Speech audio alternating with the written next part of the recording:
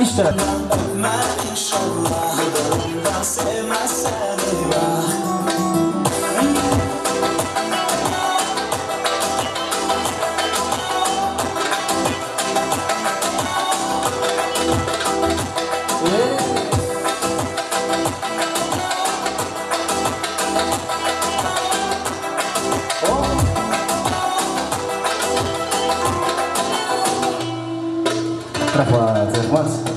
Arkadaşlar şimdi yemeklerimiz yavaş yavaş bitiyor, yine biter.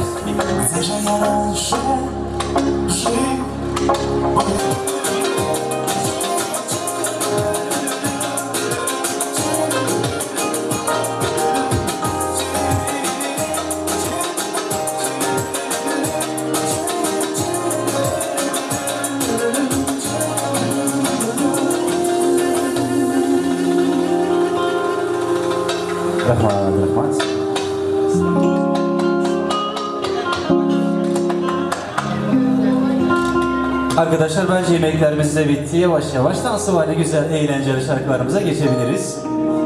İşleriniz açık olsun. Yüreğin notu var arkadaşlarımız. Düğünlere kaç zamandır gitmeyen arkadaşlarımız. Bir mala çıkıp dans edip oynayıp bilerler arkadaşlar. Güzel şarkılarımız sizler için gelsin. Soylarımız yine var mübarek olsun. Bayakali.